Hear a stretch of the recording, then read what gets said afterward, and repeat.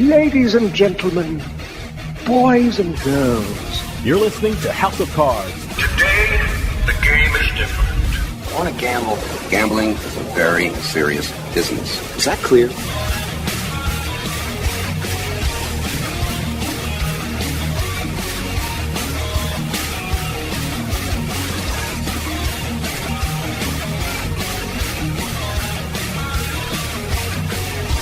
Welcome to House of Cards. Dave Weischadle with you here, deep from the swamps of Jersey. We got a great show coming up for you. You know, usually during the show, I get to interview some of the biggest newsmakers in the gaming and casino industries. But this week, I'm going to be joined by the House of Cards executive producer, Doug Weischadle, and we're going to actually talk about some of the biggest news stories happening in the gaming and casino industry. Whether it be casinos, sports betting, iGaming, esports, the gaming industry is constantly changing, and Doug's going to pick a couple of the biggest stories that occur in the last month, and we're going to talk about them and see what they mean for the gaming industry. So when we come back, we're talking about some of the biggest gaming and casino news stories of the month. So stick around. We'll be right back with House of Cards.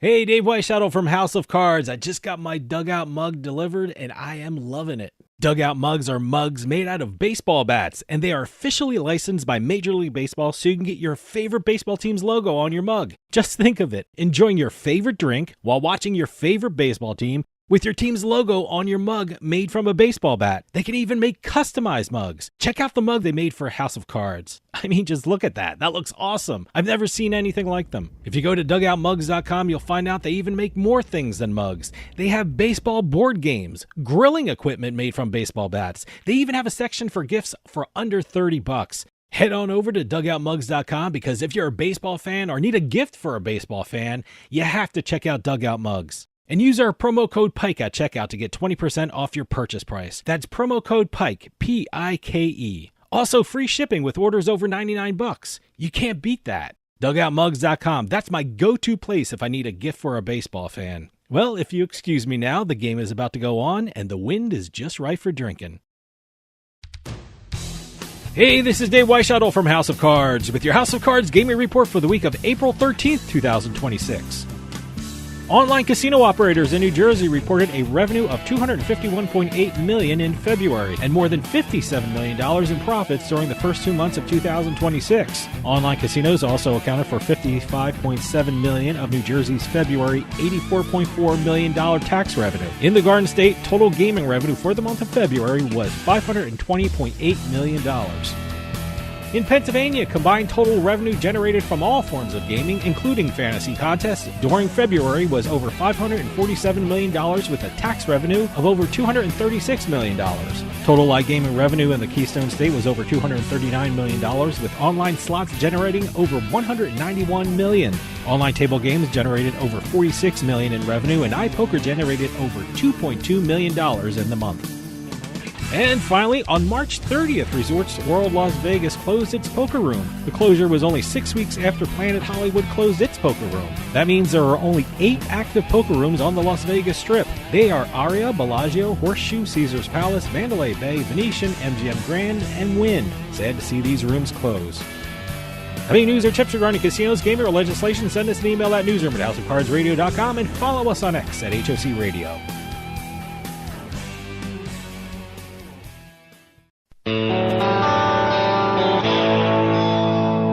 You're listening to House of Cards. Your Majesty, the royal wrestlers await. I'll bet on the little guy. How much? 3,000 guineas, 2 geese, and a duck. That's a foul bet.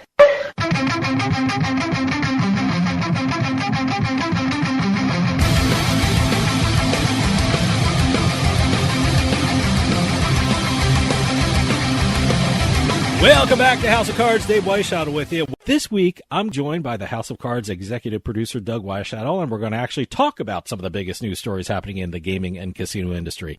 Well, here we go again. Prediction markets. Oh, yeah, I just mentioned them before. Prediction markets. I could just say that phrase over and over again and fill up an entire show. But here we have Major League Baseball. I guess this is the first domino to fall of the four big sports here. Sure. I think you're going to... I'm assuming you're talking about baseball and Poly Market. Yes, it is. Yep. It's interesting because this is a deal between Poly Market and Major League Baseball. Official prediction market exchange of the league is what Poly Market becomes under this deal. It's not exclusive, right? They get exclusive access right now to have Major League Baseball logos, trademarks, all that stuff on their platform. I'm curious to see what comes next. Will MLB have another prediction market involved? Maybe not. I don't know. I haven't seen the deal, if it's exclusive or not. I'm curious to see if individual teams can do something with the different prediction markets. So we'll see. Like this next month and a half will be very interesting to see with the start of the baseball season, to see how this all shapes up. Yeah. And, you've got official league data going from Sport Radar and Major League Baseball to Poly Market to establish their official Major League Baseball markets on their platform. It doesn't say whether or not it's U.S. versus international. This is really just U.S. I don't know exactly what they can do overseas, if it really even affects Poly Market overseas. But I don't know. It's one of those things where you've got integrity controls being worked into the relationship as well. We're starting to see all the different prediction markets, not just Poly Market, but also Kalshi and some of the other ones, rushing to put in insider trading rules. Sure. Which kind of goes hand in hand with what's going on in the federal government. They're introducing all these new rules, these bills to limit insider information for prediction markets. Yeah. But I like the fact that Major League Baseball will be working with Poly Market to establish a comprehensive integrity framework under this deal, where they have what they can limit in terms of the markets. Yeah, well, this is all going to shape out. What I said in the last exit, we have two different systems in this country. You have the state legislation and federal legislation. We have to see how this all meshes together. I mean, there's a lot of state governments trying to stop prediction markets. We're going to see how that works out and how that meshes with the federal rules, and we'll see what goes on from here. But if you like how the sausage is made and how legislation affects actual business practices in the United States, look at sports and look at the prediction markets and the gambling markets, and we're going to see how everything works together and what kind of conflicts there are and how you're going to work it out, and what the state court's going to say versus what the federal courts are going to say. So it's very, very interesting now. Yeah, and this goes back to what I was looking at back when we talked about Major League Soccer doing one of these integrity-based partnerships with these prediction markets. Sure. This is actually a follow-up on that. It's an outgrowth of what Major League Soccer started. This is creating an integrity-based platform for baseball itself. Everything else, other sports, I don't think Major League Baseball really cares about what the other sports do, but I think Major League Baseball, when they talk about individual pitches being restricted, manager decisions, umpire performance, they're structuring it just like a sports betting integrity type deal. Look, and maybe that's a tip of the hat to the state regulations. And I'm not sure, they're probably not going to say it like this, but they're putting these things in place. So when legislators and judges look at this situation, they can always point to something like this. Look, we're taking precautions. We want to make this safe for consumers, and we want to make it adherent to the state and federal law. So, that's something that's great that they're doing it. They're putting protections in, but they're also saying, hey, look, we are putting protections in, and we are doing this, and we're taking that extra step to make it safe and legal and keep the integrity of the sport going. So. Well, like I just said, they're looking the way it looked to me when I was reading all of these press releases and these statements here from both sides. Like I just said, it sounds like Major League Baseball is doing a little tip of the cap to the state markets, the state regulators. But then you have Major League Baseball doing a tip of the hat to the federal regulators with this memorandum of understanding between Manfred, the commissioner of baseball, and Seelig, the chairman of the Commodity Futures Trading Commission, where they're going to work together with regular meetings trying to come up with a designated framework on a federal level too, which is incredibly smart because you don't know which way this is going to go. I mean, they're walking a tightrope here, and they're doing all the right things. Yeah. He used to use this the pun. They're covering all bases. That's what bad. I mean. Well, that's what they're doing. I think it's important. Look, I'm sure they want to have the consumer protected, and I think it's great that they're doing. But they also want to have the Major League Baseball Association protected, and just doing everything possible to make sure that the states and the federal government see that they're working to keep the integrity of the sport. Well, they're also working to keep Major League Baseball intact, too, because you do something like this on a state-by-state basis, and then all of a sudden something changes, and it's a federal regulatory matter, you're going to get fined. Look, first thing you're going to do is get fined. Unfortunately, we don't know how all this is going to work until, and I hope this doesn't happen, some scandal happens.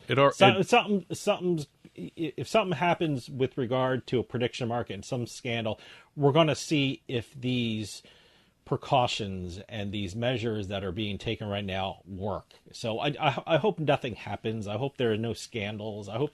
But that's when we see if this stuff works, when something bad happens. Well, I think we're going to see what Not happens. that I wish that something bad will happen. It's just we're going to that. see what happens if this is an effective way of doing business and all the precautions put in place. And well, I honestly think we're not going to see any kind of, emergence out of the gray area until some of these lawsuits are settled too. Yeah. I mean, you've got Kalshi being banned in Nevada because of the lawsuit between the gaming regulators and themselves. Mm-hmm. You've got Tennessee where Kalshi actually won one of their appeals. Mm-hmm. So, in all the other states, there's at least 20 different lawsuits going on that are dealing with prediction markets.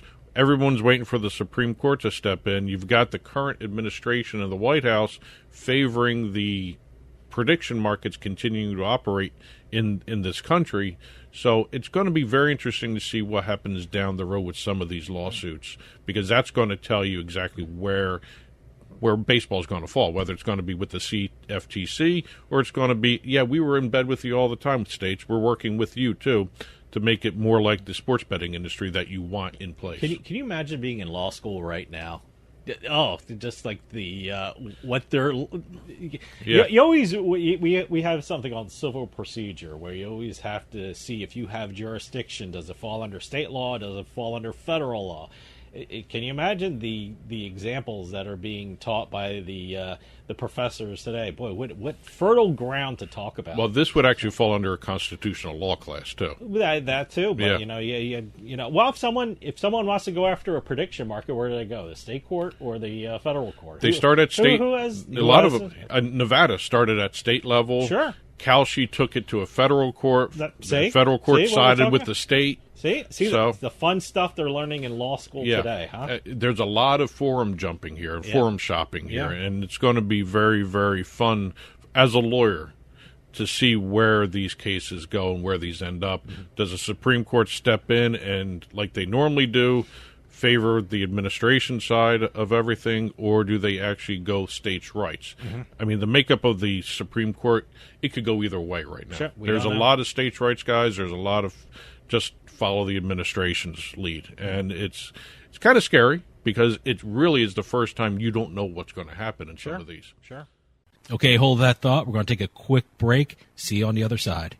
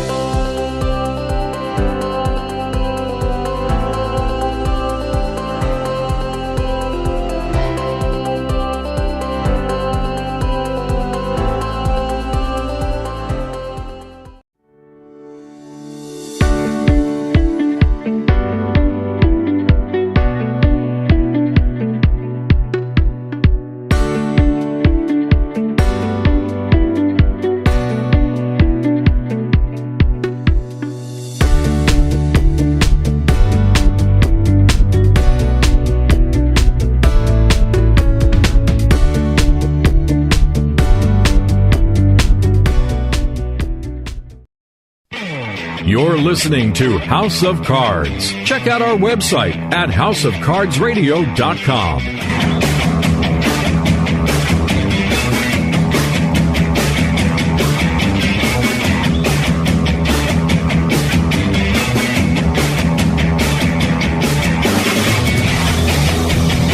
Welcome back to House of Cards. Dave Weischadle with you. House of Cards is brought to you by BetMGM Casino. Create an account using our promo code Turnpike and become a verified player. New players get $25 free when signing up, plus a first deposit bonus up to $1,000. Must be 21 years or older to place a bet. Terms and conditions apply. Gambling problem? Call 1-800-GAMBLER. For those of you just joining us, I am talking with House of Cards executive producer Doug Weischadle, talking about some of the biggest gaming and casino news stories of the month. Well, today we're going to talk New York casinos. Ah, okay. Now, as everyone in our industry knows, downstate New York is getting 3 new casinos, and it's been causing quite a stir, not just in the New York State area, but also Pennsylvania is reacting to it. New Jersey mostly is reacting to it because they're thinking of expanding casinos outside of Atlantic City again. Yeah, by the way, when we say downstate New York casinos, we're talking about New York City. And Long Island, Bronx, all that stuff. So where are they at now? One's in Queens and Bronx, and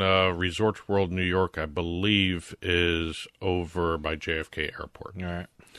So what we have here is one of the first reports I've seen that has shown the impact revenue-wise of these 3 casinos. It's got to be huge, right? I mean, it's got to be massive. I mean, it's in the population center of the United States, and you put casinos there, I mean, it'll be incredible.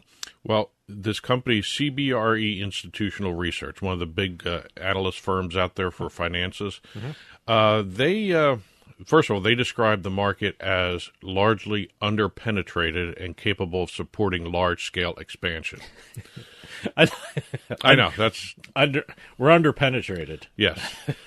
Well, anyway, a lot of jokes in that one. Yeah, fill in the blanks with your own jokes. That's the word of everybody the out day: there. underpenetrated. The other day was ecosystem. Yes. But here we have, according to CBRE, this market could, at the low end, and this is. By the way, before I even throw these numbers out, this is when all 3 developments reach maturity by 2031. Okay. The low end would be $4.1 billion in revenue. The high end is $5.6 billion. Wow. So, the average they're saying would be right in smack dab in the middle, $4.7 billion. That's at 2031, and that would actually place it as the second largest market in the United States behind Las Vegas. We're talking about insane numbers here. It's just incredible. And in a city that doesn't sleep, you put 3 casinos right there, it'd be incredible. Well, again, New York, every time we talk New York, it's something, almost unbelievable numbers. When we talk the weekly sports betting numbers, their weekly sports betting numbers are basically just as good as some states' monthly numbers. And here we have, right off the bat, and I just find this very fascinating that they're anticipating this to rival Las Vegas. Number 2, but they didn't say how close they are to number 1, with Las Vegas being number 1. And they said even though the model of Las Vegas is what Las Vegas hangs their hat on because it's non-gaming activities driving everything, they're saying in New York it's going to be the opposite. They're going to be saying gaming is going to be the primary revenue driver for 70 to 72% of all revenue coming in. Interesting. So, but look, I mean, it's going to be amazing there. I mean, the one thing for me anyway that I have to take a look at, being like living in New Jersey and wanting to visit these casinos, what's the best way to get there? I don't take a car into New York City or anything like that. I mean, that's just crazy, and that's just one big headache, dealing with traffic and trying to find parking. I'm sure they're going to have parking there anyway. But it's just one of those things. I would take a train and then probably do a subway there. Well, I'm just curious, will there be subway stops directly into the casinos? Will there be subway stops close to the casinos? Will there be trains close to the casinos? So that's what I'm looking for. That's what I'm going to look at, because probably, unless there's a easily maneuverable way to get there by car, I'll probably take public transportation. Well, it's funny you should mention the transportation. Oh, okay, good. This report says Resorts World New York City will have the early edge over all the other ones because of where it's located. First off, it's already in existence. Yeah. So. But it's already near 2 subway stations. Okay, all right. It's got one stop of those 2 is from JFK Airport, so you can go right from the airport to Resorts World, basically. Okay. They've got high daily traffic volumes. Okay. You know how walkways. busy those subway stations will be, like 3-4 o'clock in the morning, because I'm assuming, and rightly, these will be open 24 hours a day, 7 days I a believe week. so. I believe so. They'd be dumb not to be. I mean, so it's going to be busy all the time there around those properties, and so it'll be fascinating to watch. Well, again, it's one of those things where Resorts World New York City was given the edge, not only because of its location, but what you mentioned, it's already in existence. Mm-hmm. And it's going to remain open as it expands into what it's eventually going to become by 2031, if not sooner. Mm-hmm. The thing that they brought up, I thought was kind of interesting, where we were just talking about Las Vegas, is going to be the opposite of New York, where non-gaming activities drive revenue. Mm-hmm. The non-gaming activities, hotels, food and beverage, and entertainment, are still expected to bring in about $1 billion. Sure. But it's not going to be like it is in Las Vegas. And also, they said the limited number of hotel rooms being offered by the casinos is going to be one thing where the hotel industry is not going to have that much of a shift toward the casinos. They're only getting 3,400 hotel rooms total. So out of the entire New York City. That's New York. Well, look, New York is full of hotel rooms. I mean, that's certainly a lot of tourists go to New York. They got Broadway there. You got things to look at. Statue of Liberty, which by the way is in New Jersey, and all the other stuff around New York. But it's one of those things where I think the bulk of these casinos in New York City will be from Connecticut and New York and New Jersey, and maybe some in Pennsylvania, because like I said, a lot of people who work in Manhattan live in New Jersey.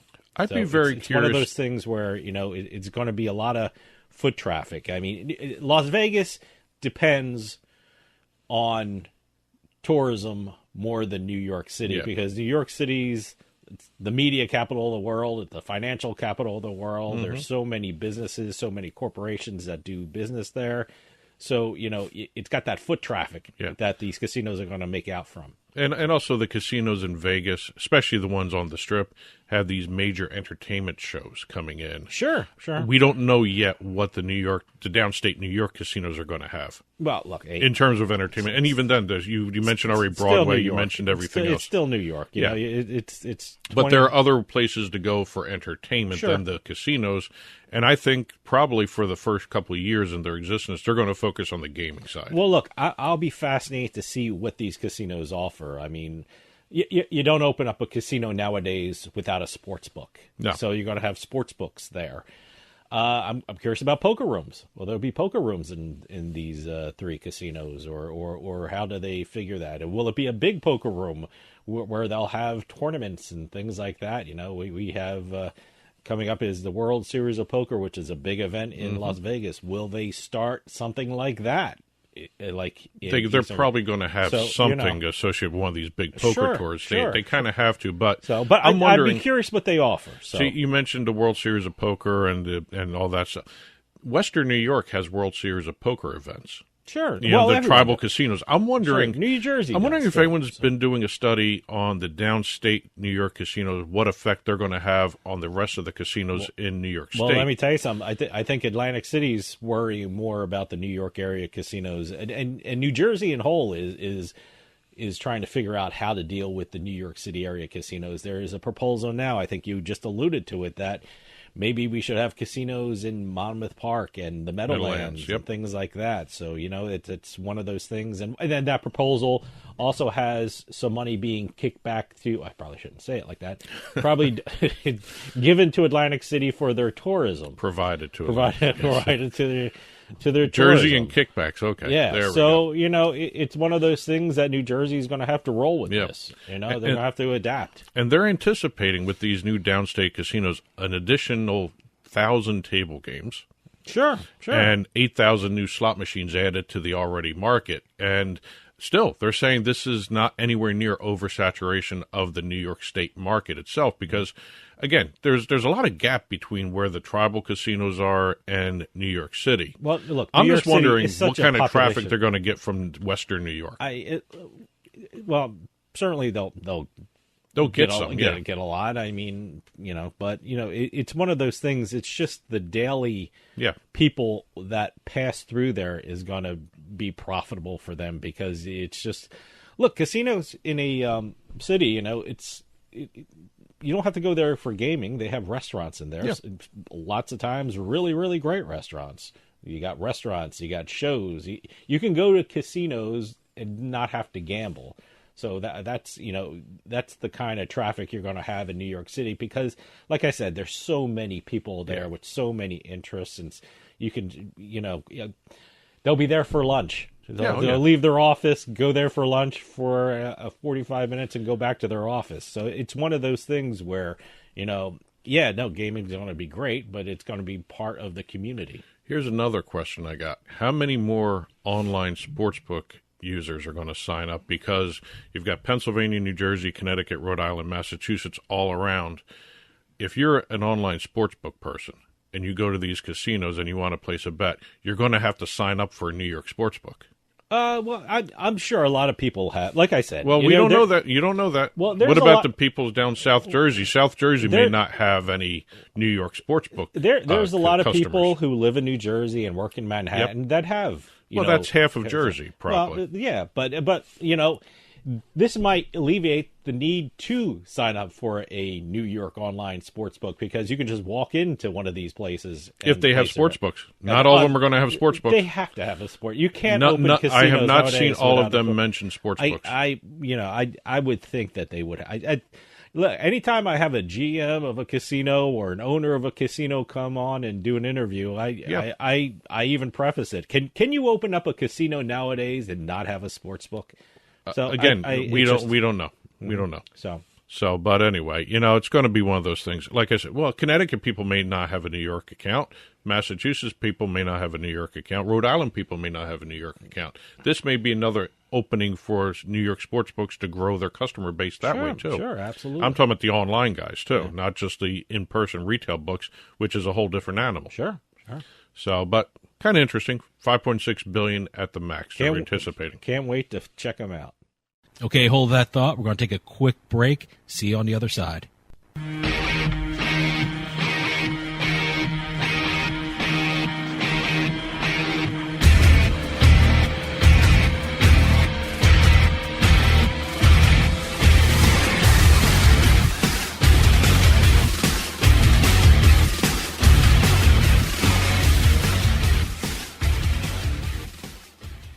Sign up at jackpot.com and you can bet on the world's best lotteries where the biggest jackpots are up for grabs. Powerball, Mega Millions, some of the biggest lotteries can be found at jackpot.com. Simply choose your lotto game, pick your numbers, or use their quick pick feature, and you're done. Sign up at jackpot.com with code DRAW24 and get a free lottery ticket with your first deposit. Jackpot.com, it's the world of lotto in your hand. Terms and conditions apply. You must be at least 18 years old and in the United States to play. Void where prohibited. Gambling problem? Call 1-800-GAMBLER.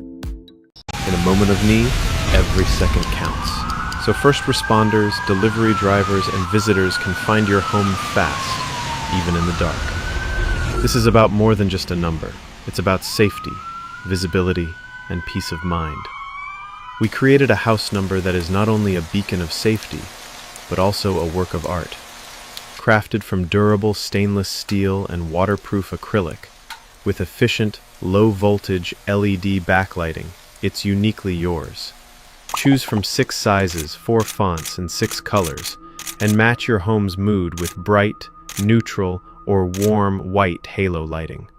Add dusk to dawn, dimming and timing controls for complete command. Every order includes free worldwide shipping, plus a 2-year warranty on lighted numbers and all powering accessories. This is the ultimate home upgrade. A perfect blend of style, quality, and function. Buy yours today. You're listening to House of Cards. I'm talking sick piles of money. I'm talking lay on your bed in your Vegas room, throw the money in the air, and dance as it showers down on you money. I'm talking frosted glass limo money. I'm talking big cowboy hat, silver turquoise buckle money. I'm talking gambling. I am in love with you.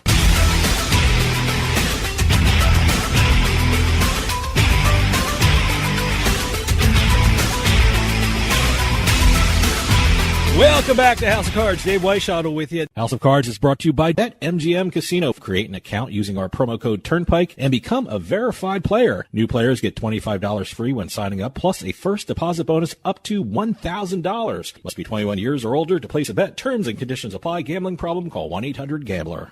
Baseball's here, and thank goodness we have all new betting options being brought out by 3 of the major sports books. All right. Okay. First one I thought was very interesting, and it's called Squad Bets by Fanatic Sportsbook. Okay. Basically, it's fantasy sports turned into a parlay. Huh. Okay. All right. What you do is a player selects 5 players. This was the example they give, but basically it's 3 to 6 players that you can choose from in one specific sport. Okay. They have one specific sport, so it has to be all baseball. Because it's all like a fantasy team. Okay. You manage the team, all right. And you have a specific goal that they have to hit for you to win your bet. Okay, this is a bet across different sports and stuff like that, like other parlays can be. So this is like one sport. They have it for NBA and MLB, NHL, NFL, and soccer. Okay, all right. So basically you do 3 to 6 players. You set the goal as to what your bet what these players have to reach for you to win your bet or lose your bet. Okay. And it's unlike a traditional parlay where if one leg fails to reach a certain part or a certain milestone, the entire parlay crashes. Okay. This is the total. Oh. Every single player has to combine to hit that goal you set for that bet. Okay, that's interesting. Yeah, all it's right. a little different avenue in terms of it's a different way of do. thinking. Yeah. So okay, all right, interesting. I have not tried that yet. I actually have never heard of it. I have not seen it. I haven't even heard of that yet. So is it called Squad Bets? This is Squad Bets. So I would assume if you go on to your Fanatics, you'll see it on your team. You'll see it. You'll see it. Okay, and it's very interesting how they have it set for basketball.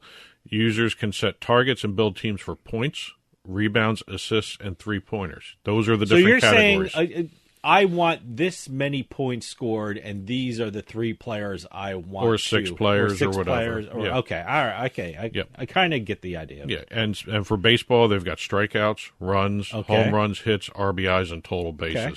Now, I'm wondering, when does this become under the gun for micro betting too?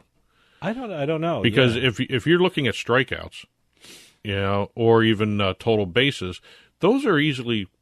Individual prop bets like that could be easily manipulated. Yeah. Maybe this is a way to deal with. It's interesting. No, I'd check it out. I'm intrigued by that idea. So hockey is goals, points, assists, and shots. I got it. It'll keep you engaged in the game longer. Yeah, because once a lot of people, one leg of their parlay is gone, they say, what's the use? I'm not gonna. So it's kind of it keeps you involved more. Or if your one guy doesn't hit the mark, that's what I mean. You flip over to the other games that you got other players in. That's what I'm saying. Yeah. So. And I'm that looking sucks. I don't know what's worse when you're the one leg of the parlay is done early and you're out of it. Is that better than? Oh my God! I'm going to hit my 4-leg parlay, and then at the very end, your last leg craps out. So I'm trying to figure out what's worse. So. I like the fact that soccer is only limited to goals and shots.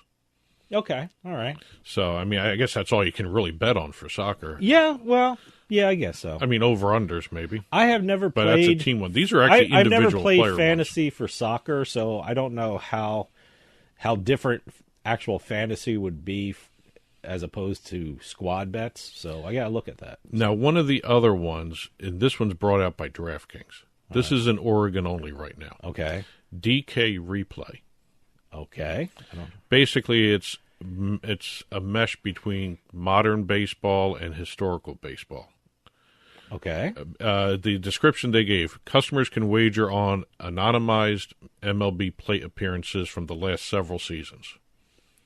All right. Yep. Okay. You bet. Customers are able to place a wager within the pitch clock. They got a pitch clock for this. All right. This is not dependent on any real games. This is all separate. This is all virtual stuff. Virtual stuff. Okay. It's basically one at bat you're actually betting on. All right. Okay. And it's not going on in real life. It's like almost an online casino game kind of thing. Almost. You know? Customers are able to place a wager within the pitch clock on whether the next pitch will be a ball, strike, or be put into play. Huh. Okay. Once the bet is placed, the actual outcome of the pitch will be revealed afterwards. All right. And then the bet will be graded, win, loser, or whatever. And then following the conclusion of the entire plate appearance, because it's going to continue playing even if you stop, unless you stop betting sooner and you.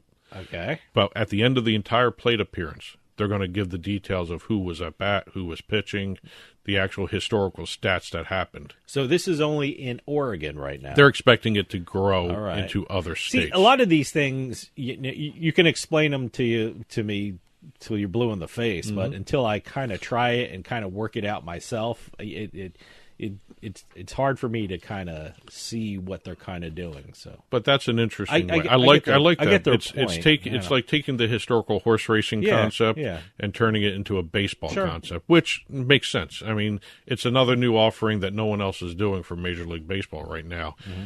And the last one is FanDuel. They have released an entire upgrade to their Major League Baseball betting offerings. Okay. A couple of them here. They've got a new free-to-play game. All right. Daily Dinger. Okay. They pick one player on each day to hit a home run. Mm-hmm. And it's free to play, and you get a profit boost for Major League Baseball wagering the following day if you win your bet. Okay. All right. Then they have laser home run markets. All right. It's exit velocity you're betting on. Really? Yeah, Okay. Over, under, some velocity. Yes. Okay. And then 3+ home run grids. Basically multi-home run potentials across the state you can actually bet on. Okay. All right. Okay. So kind of different ones there. See, now you have to pay attention to the exit velocity now. It's great use of the data. It's great use of the data. Absolutely. I mean, especially like if you have like one of those bet casts. Yeah. I'm sure it'll. Well, it's also going to be on the and just hope it doesn't go too high. Yeah. You don't want one of those high arching home runs. Two other markets they introduced, and this goes back to the laser home run markets. Mm-hmm. This is the one that's not home run. It's not home run specific. Exit velocity, over under bets tied to batted ball speed. Okay. So even if it's not a home run. Oh, so it's not really exit. When I think of exit velocity, I mean exiting off the field bat, of off play. the bat. Okay, it's exiting. Okay. Yeah. All right. Exit velocity is the ball getting off the bat, regardless of whether it's a home run or not. Basic home. Okay, they do have laser home run markets, but they now do these. I mean, how about if it's an out? How about if it's a line drive to center field? I mean, you still can get the exit as long as it's put into play. As long as it's put into play. Okay, it doesn't have to be a hit. But if you do a laser home run market and the ball doesn't reach the out of the bark, it's not a home run, so you lose your bet. Okay, so that's a different market. Exit velocity is anything off the bat. All right. Okay. Yeah. All right. I wonder if foul balls are counted in that. It doesn't say whether or not foul balls are counted. Well, if they have to be in the field of play. Well, if the guy catches it in the foul territory, it's in play. Well, okay. Well, we'll see. And then the other one, futures same game parlays. You can combine division, pennant, and World Series outcomes into a single bet. Oh, okay. That's a long wait for that. Wow, one. that's a. See, that's a parlay. A lot of people don't like those markets because it's you're tying up money for the whole season. But some people will do the futures more than anything else. Let me tell you something. You put a little money on it. It just something that a little sprinkling. Yeah. So, but those are some of the new markets and offerings by the sports books for Major League Baseball. Okay, hold that thought. We're going to take a quick break. See you on the other side.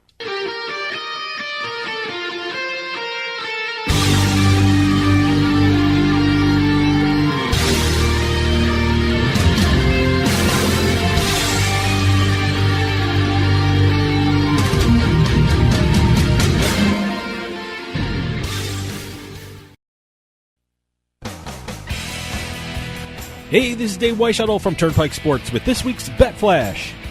With its February sports betting report, the state of New Jersey reported its first month with under $1 billion in total handle since August 2025. The Super Bowl accounted for $126.5 million of February's total amount wagered. Some good news for February in the Garden State. There was a record football revenue in the month at $7.4 million.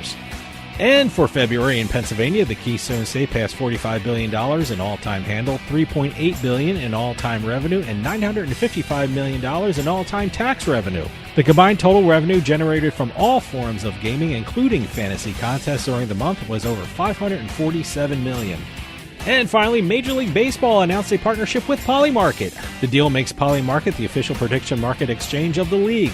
Under the deal, Polymarket will get exclusive access to MLB marks and logos, access to official league data, as well as brand exposure across MLB's digital ecosystem and at league events.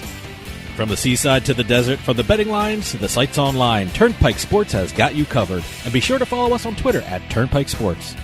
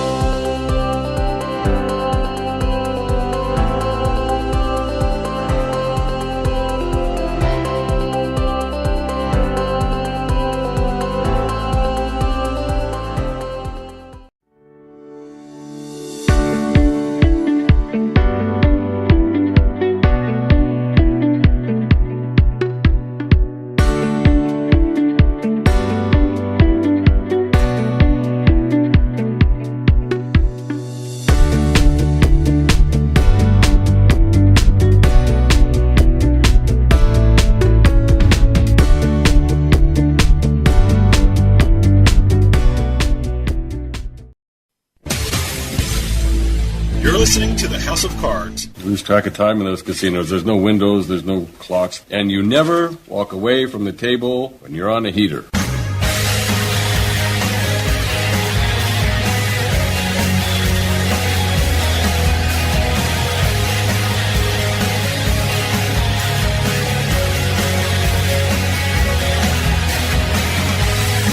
Welcome back to House of Cards. Dave Weischadle with you. For those of you just joining us, I am talking with House of Cards executive producer Doug Weischadle, talking about some of the biggest gaming and casino news stories of the month. I figured for this exit, we would start off talking about the iGaming market in the United States. Okay. Haven't talked to iGaming in a while on the show here, so when Blask came out with their latest analysis of the U.S. iGaming landscape, I thought it was kind of interesting to discuss what's going on the iGaming side. We usually talk sports betting or prediction markets. We have those, but, you know, we've got the iGaming survey here. Where the real money is made from the platforms out there. Look, I'm seeing a lot more online casino commercials here in New Jersey because we have legal online casinos. When I say online casinos, I'm seeing a lot of DraftKings. I'm seeing a lot of Fanatics. What people around the country would think of sports betting platforms, they have online casinos here in New Jersey. So I'm seeing a lot of them on TV. Well, only 7 states have legalized online casinos.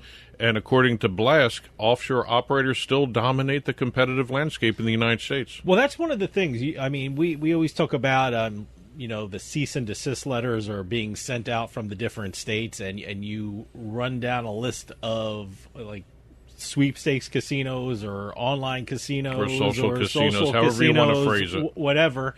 And I am shocked, number one, the sheer number of these things out there that are floating around, and number two, you name them, and I've never heard of some of these names. I've never heard of some of these platforms.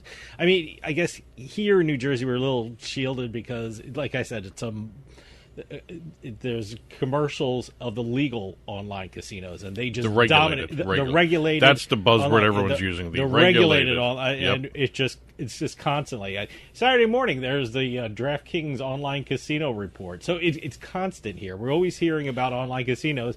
But you never think of, what goes on in other states and things like that. Well, let's get this out of the way first. The DraftKings Online Casino Report isn't really a report. I know. It's an infomercial about playing on the online casino from DraftKings. But it's in front of you. Yeah. It's on your TV. For at least a half hour. I know. It's just amazing. So, but according to Blask, 290 out of 362 operators active in the online gaming market in America are offshore platforms. That's 80%. That's amazing to me. And it's crazy because if you think about it, when you have the regulated markets for iGaming, for online casinos, that are succeeding in the 6 or 7 states that have, I think there's 6 active, 7.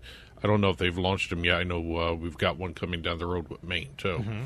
But it's crazy. When you look at the market size, according to Blask, U.S. online gambling market for this past year, 2025, was $79.8 billion, according to their analysis. And only around $25.2 billion was captured by licensed domestic operators. I mean, it's very lucrative. I mean, just take a look at the numbers and just take one of the regulated online casino states and take a look at the numbers for online casinos versus the number for online sports books, and the online casinos blow them out of the water with regard to revenue and things like that. Look, you go, what's the biggest money maker for casinos, retail casinos across the country? Is slot machines. Yep. What's the biggest money maker for regulated online casinos? It's slot machines. People like slot machines, and I'm sure a lot of these unregulated ones around the country, people want to play on slots wherever they are. They don't want to drive to a casino or anything like that. So maybe people don't have a casino next to them, and I guess they're filling that void, and people have to be careful about that, because the unregulated sites, who knows if you can even get your money out of the unregulated and offshore accounts. So you got to be careful of those. Well, this study goes a long way to highlight to people that are in favor of a federal structure for regulation, because what they were pointing out was the way the offshore sites dominate the market for online casinos, or iGaming anyway. They also mentioned table games and all that, but for the offshore online gaming operators to dominate the market, it's because it's really closely tied to the fragmented structure of the United States gambling regulations. It's state by state, not country by country.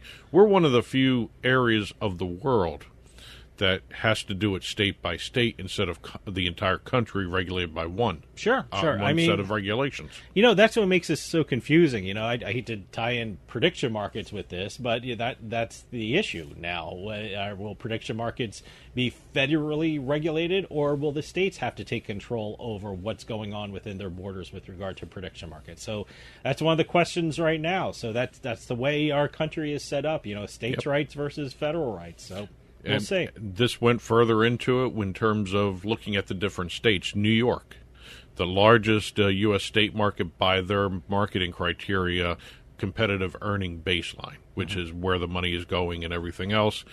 Roughly 60% of the online gambling value flows from the offshore books. Yeah, I know there's a big push by a lot of legislators in New York. They want to get online casinos. But look, the big issue with online casinos in the different states is the cannibalization issue, which simply stated is retail casinos are opposed to online casinos because they're afraid people would sit home and play online slots instead of actually driving to the casino and spending money at their property and their restaurants and their hotels and things like that. So that's a big issue. Well, they also pointed out to Ohio, which is one of the top of the markets in terms of offshore gambling here. It's 83% of the economic value comes from the unregulated sector. And Ohio is one of the best online sports betting markets out there. And it hasn't detracted from the retail sports books because they haven't really changed. If you look at the Ohio reports, the retail sports betting market has been consistent, just like the online sports betting report. Sure. They all seem to have their own audience. And maybe the cannibalization argument is getting misplaced here a bit because There is an audience for retail. There is an audience for online. Sometimes they cross, but I'm starting to see really the way each and every report comes out, there's an audience for both, and they're almost separate at times. Sure. Let me tell you something. As someone who lives in a regulated online casino state, there's nothing better than 9:30 at night. You're laying in bed. There's nothing on TV. Your phone's right next to you. Hey, let's play some slots. Yeah. It's kind of something to do. Or if people, you ever take a train in New Jersey, like you commute to New York? They're rolling casinos. They're rolling casinos. People have their phone or tablets. They're either in a poker tournament, or they're in they're playing slots, or they're playing blackjack for real money. And it's just it's kind of like what you do. There's a casino on your pocket. In your pocket right now. So I've gotten to the point now when if you're watching broadcast TV versus streaming, because streaming seems to have shorter breaks in between, like segments of whatever you're watching. Broadcast TV usually has about 3 or 4 minute commercial breaks now. I've found myself, when the commercial breaks start happening, I look at my phone and I do a couple slots between the during the commercial You're breaks. there. Let me tell you something. You're mentioning streaming. I was watching streaming last night, and I think every other commercial was a Fanatics online casino commercial. They have their new character, Fran, head of accounting. You're giving out millions and millions of dollars. We have to stop. No. It's something about the house always gives, or something like that. I don't know what the statement is, but it was constant last night. So the Fanatics online casino is advertising heavily on streaming in New Jersey. So I saw that commercial.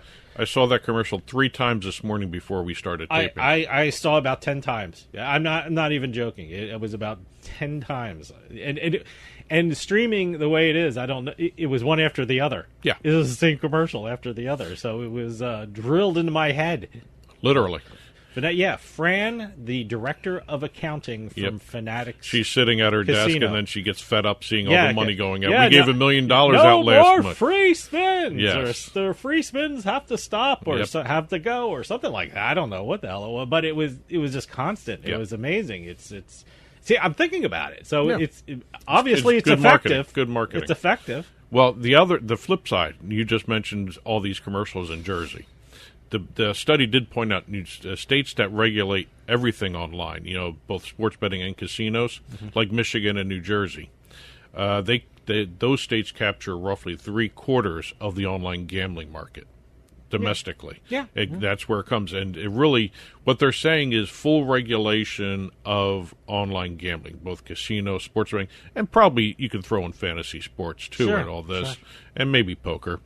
It really, regulation shifts the market balance rather than eliminates the market competition. It's a shift. It's not an elimination. And a lot of people are taking the extra step saying, regulate it, you eliminate it. You're never going to eliminate it. I don't think you're ever going to eliminate it. If you regulate it, I mean, the one thing that we were just talking about, the commercial. Yeah. I mean, you're not going to have an unregulated state doing commercials like we were seeing in New Jersey. So, regulated has that ability to get their word out and, get it stuck in people's... We're talking about the commercials, so obviously it was effective. So, well, I mean, they're loaded everywhere. Again, I think it's a matter of redesigning how you're approaching this a little bit in terms of how you're pitching the regulation of the online gaming community in the state, in the United States. Yep. Well, that'll do it for us this week. We'll see you next time with House of Cards.